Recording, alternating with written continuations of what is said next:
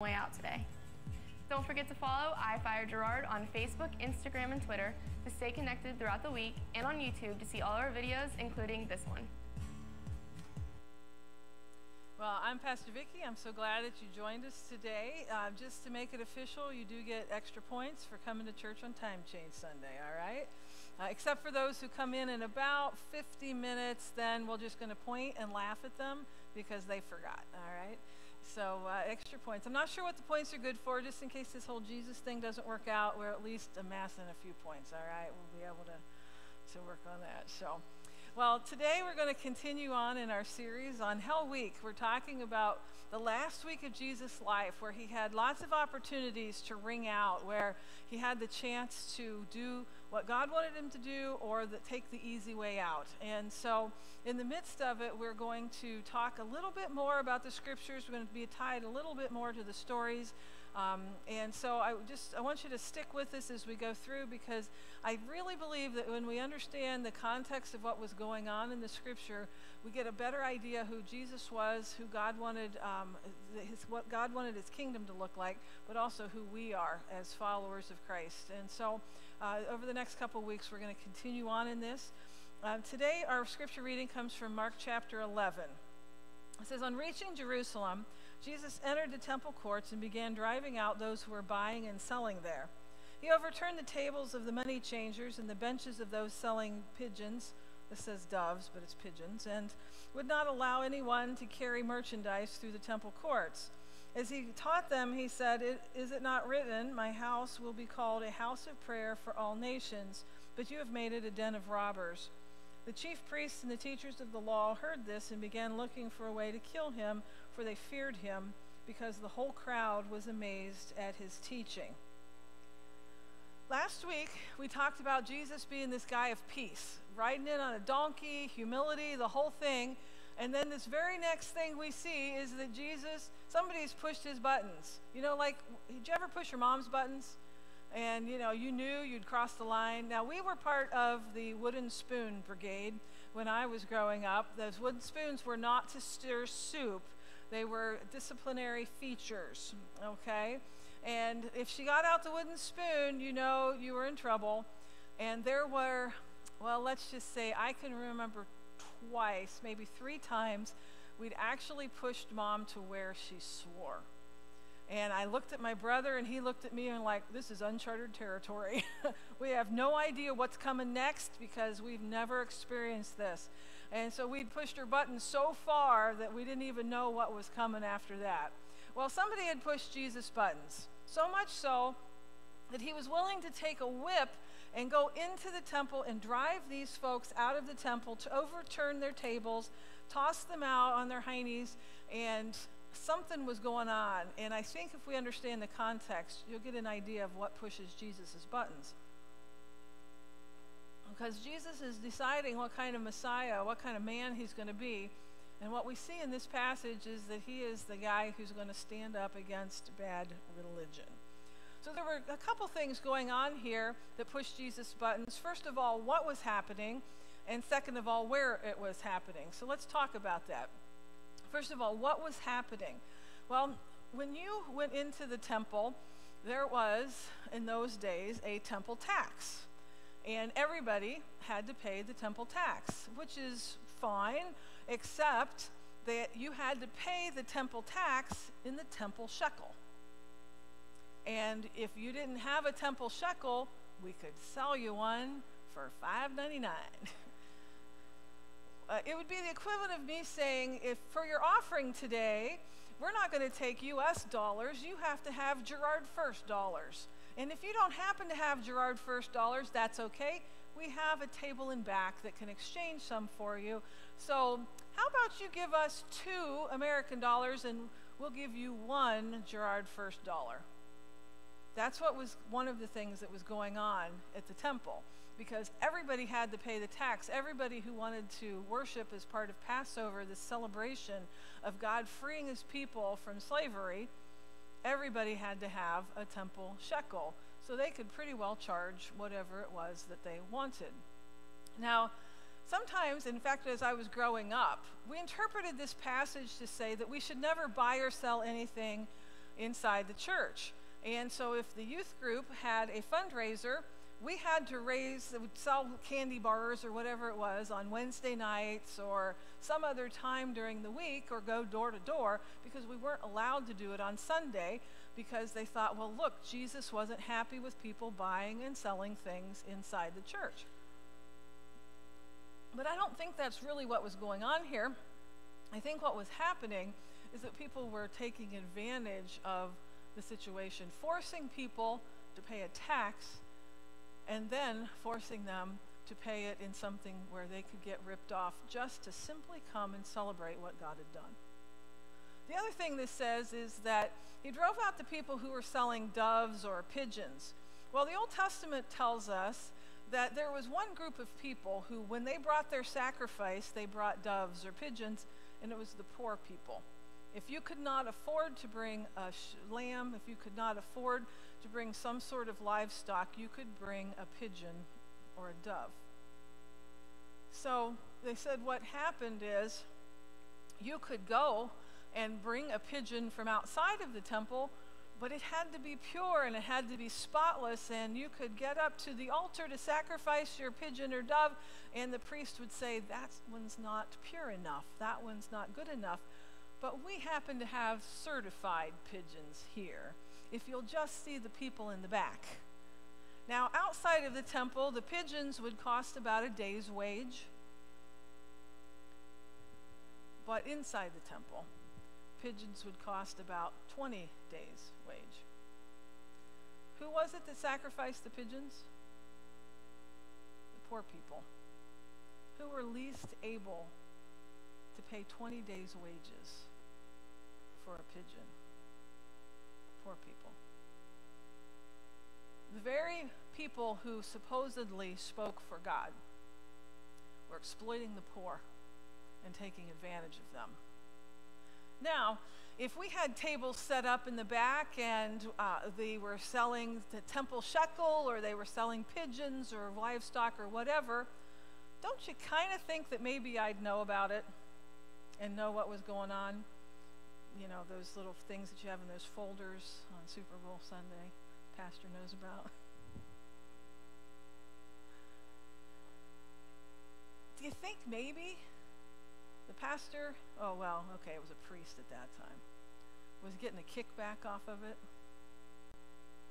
They were letting it go on, probably had a shiny new car in the driveway, paid for by their portion of the temple tax exchange, by what they got slipped in the envelope for the extra that they were made because they had the certified pigeons. Guess who the priest was that would be the one taking charge of all of this and letting it happen and probably getting kickbacks from it? His name was Caiaphas. Guess who Jesus is going to end up in front of again this week, trying to decide whether or not he should live or die? Caiaphas, the high priest. It was this event where it crossed their line too, and they decided Jesus had to go at all costs. Whatever it was they had to do, if they had to get someone to lie, cheat, whatever it was, they needed Jesus gone. And this was the event, because it undermined their power to keep people away from God, to exploit the poor, and to make people have to come to them to be holy. That was what was going on. Let's talk about where it was happening. If you understand the layout of the temple, the further out you are, as you get closer to the middle, it gets holier. Until you get to the very middle, which is called the Holy of Holies. Guess what? It's very holy there. It's holy so much that the high priest himself was the only person that could go in, and he only went once a year and hoped that he made it out alive, because everybody knows God's powerful enough to turn us into a greasy spot on the carpet. So they just hoped that when they went into the presence of God in this Holy of Holies that they would be okay. And outside of that was the holy place. It was just one holy instead of two, and that was where the priests could go. And they could offer sacrifice for the people. And then there was the place where the Jewish men went, and then there was the court where the Jewish women went, and clear out on the edges was the temple, the court of the Gentiles. Where did this say that they set up their tables? Well, it certainly wasn't the Holy of Holies, and it wasn't the holy place, and it wasn't where the Jewish men sat, and it wasn't where the Jewish women sat. It was in the court of the Gentiles. It'd be the equivalent of us saving the back row and then setting things up so that nobody could actually sit there. Now, this was back in the day when they didn't have Methodists, so nobody wanted the back row, okay? It's changed since then. They actually wanted the front seats back then. So we have only one row saved for those folks who may want to come closer to God, who haven't heard yet, or maybe don't understand everything that's going on. We have one row for them, and oh, by the way, we're going to make sure that you can't even sit there, because we're going to stuff crap in front of it. So, Jesus walks in. Remember, 240,000 people. This is like Black Friday and Mardi Gras all rolled into one. And into that, you're going to walk in, and all the chaos is going in the exact place that you and I get to stand and hear the Word of God. That is why Jesus is upset enough to take a whip and to start turning over tables and throwing people out of the temple. He said, my Father said this is to be a house of prayer for all people, not just the ones you deem worthy. So, as I've been preparing this message this week, one of the things I want to make sure that we don't do as the people of God, the people who follow Christ, is assume that this applies to everybody else but us. So I've been asking for God to help me understand how it is that we need to apply this to our lives. Because this is awfully hard to see in the mirror. It's easy to see how other folks do it, but it's really hard to see how we do. So I want to suggest to you a different way to apply this. Something that I call the least objectionable or objection-worthy person. Let me explain. You see, nobody is going to stand up and say, we really need to make room for Gentiles in Jesus' day. They were the group of people least likely to have people object. The poor were the group least likely to have people object to how they were treated. They were the least objection-worthy people. Let me explain what I mean. Now, I'm going to use a couple political examples. I'm not really trying to be political. It was just a good way to express this. Do you realize when they started the income tax back in 1920, they only taxed people who made over $20,000. Well, guess who only made over $20,000? Rich people. So guess who nobody was going to object to taxing? Rich people. Well, let's just start this income tax because it will only apply to those folks, and nobody's going to object. Guess what? They never changed the standard. I can't swing a dead pastor in this room without hitting somebody who makes $20,000 a year. But how did we get it? Because we tax the least objection-worthy people. Or take, for example, cameras. Now, I'm not going to talk about speeding cameras because we actually have those in Girard, and you can have your own opinion about those things. Let's talk about red light cameras because we don't have those, okay? There are two things that we know when we put up red light cameras. One is that it will bring revenue into the coffers of the city. I guess there's three things. And Facebook will blow up with people defending it or fighting against it. That's the second one. But they know when they put them up, if they will shorten the yellow lights, they'll get a lot more money. And they'll have more accidents.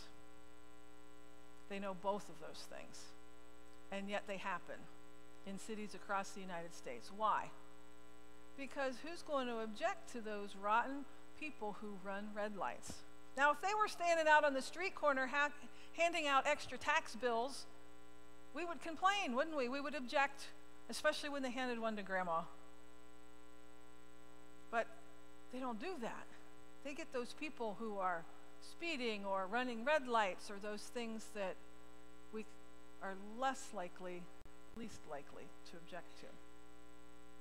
Over the last couple years in the UK, so many people were taking advantage of the healthcare system that they decided that they would limit who could have surgery. Now, if they had said, we're not going to operate on little children so that they can get their eyes fixed and see better, we all would be picketing to say this is not right. But you know what they said? There's two groups of people who can't have knee replacements anymore, or get their elbows fixed, or something that's not life-threatening. Fat people and smokers. I'm like, well, apparently those are the two groups of folks that we still believe deserve what they get. So much so that they're going to live in pain because we're not going to fix their knees because somehow they deserved that to happen to them. And there's nobody standing outside a hospital going, let the chubby people have new knees. But they will pay for skinny people's anxiety medicine. And I'm like, wait a minute. You don't have to pay for my anxiety medicine. It's called chocolate. I don't even have to submit the bills to my insurance company. Oh, but I can't get my knees replaced. Yeah, okay. Why? The least objection-worthy group of people. And people who are not in that category, just let them be exploited or taken advantage of. This is what was going on in Jesus' day. The people that everyone would be least likely to object to how they were treated are the ones being excluded from the kingdom of God because of bad religion. Because of bad religion. I had a young woman this week who came up to me. She goes, something happened on Facebook. I don't understand. She said they said they were looking for a church. And somebody said, well, why don't you come to Girard First Methodist, because we love it here and Pastor Vicky is great. And their response was, Pastor Vicky? Well, that's a red flag right there. And this gal thought that I had obviously done something with my charming personality to deserve this. I said, oh, sweetheart, no. I said, that level of disrespect is earned every day simply because my name is not Pastor Bob or Pastor Steve or Pastor Joe. I don't have to do anything to earn that level of disrespect other than be a woman pastor. And nobody's going to object. Nobody's going to call them out and say that that's not right, because I'm her least objection-worthy person. Well, nobody except for maybe Jesus, the one who called and ordained and sent me to people who don't even know what they need to hear yet, and maybe are a little uncomfortable about hearing it from a woman. Jesus had no objection, least objection-worthy people. He was willing to make the way and insisted that we make the way for everybody. Now, I'm not sure what that looks like for you. Maybe it's the addicted, maybe it's the disabled, maybe it's the poor or somebody who has a different nationality or skin color than you do. It's different for every one of us, and it is very difficult because it's so hard to see in the mirror. And yet across the United States, there will be single moms who wear dresses, their best dress into church today, only to be told to go home when they can dress more appropriately, either because it's too revealing or because it's torn, because it doesn't smell good. Or there will be addicts who just sort of sneak their way into the back row, hoping nobody will notice, and be snubbed until they finally go. I don't know who your least objection-worthy person is. All I know is that Jesus has none. And when we have them, we have walked away from the gospel of Christ. And we are the ones who are in danger of being tossed out on our keisters, not them. I sat with a young woman who was a part of our youth group here, who said, I don't know how I can call myself a Christian anymore, because it just seems like Christians aren't for anything, they're just against people. And our task as God's people is to say there is no one who is the least objection-worthy people. I don't care what you look like, what you've done, or who you love.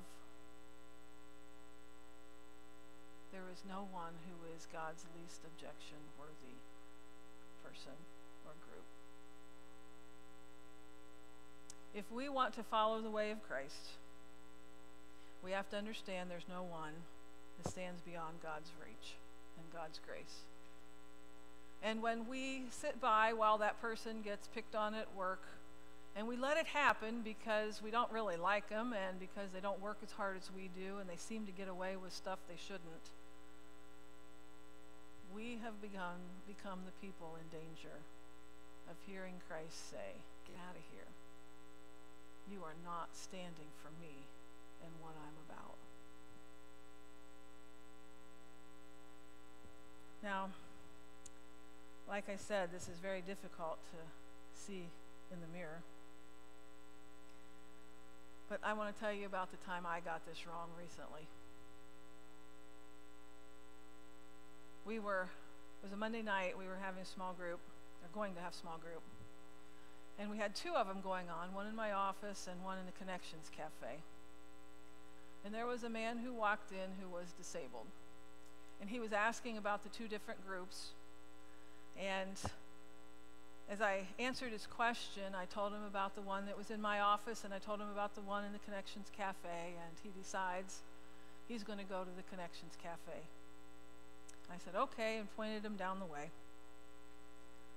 And as I stood there in my office, there was another person there who said, Pastor Vicky, do you realize that you held your breath the entire time he was making up his mind which group he was going to go to?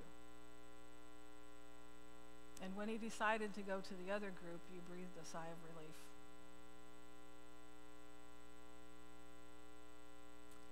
And I was embarrassed, and I was humiliated, and I had the only proper response was to cover my face in shame and ask for forgiveness. This is so hard to see in the mirror. And yet we do it all the time. All the time. So today, we're just going to take a minute and we're going to ask God's Spirit to speak to us and show us where we have excluded people that He did not exclude, where we have pushed out people that God did not push out, where we have turned a blind eye when someone else was exploiting someone that nobody else would stand up for. When we had the chance to be like Jesus and we breathed a sigh of relief instead.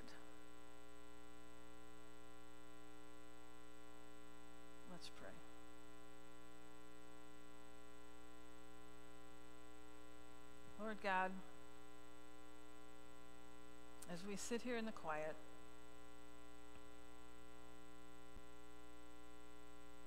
would you remind us that someone included us, or we wouldn't even be here today?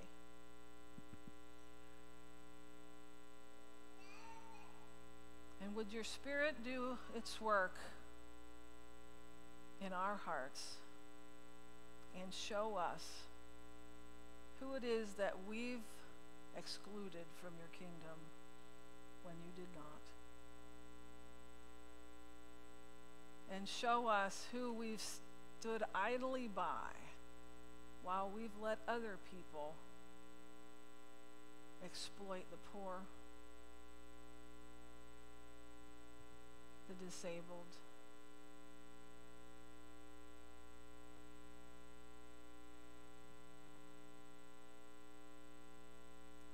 those who are gay, transgendered,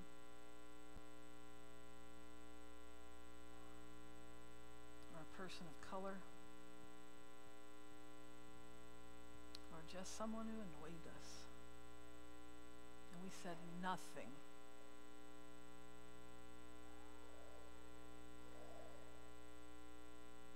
Please forgive us.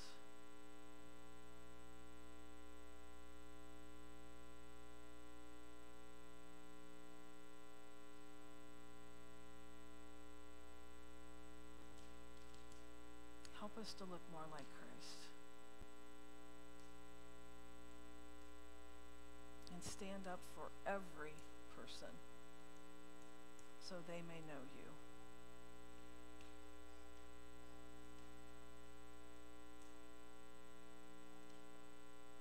It is in your Son's name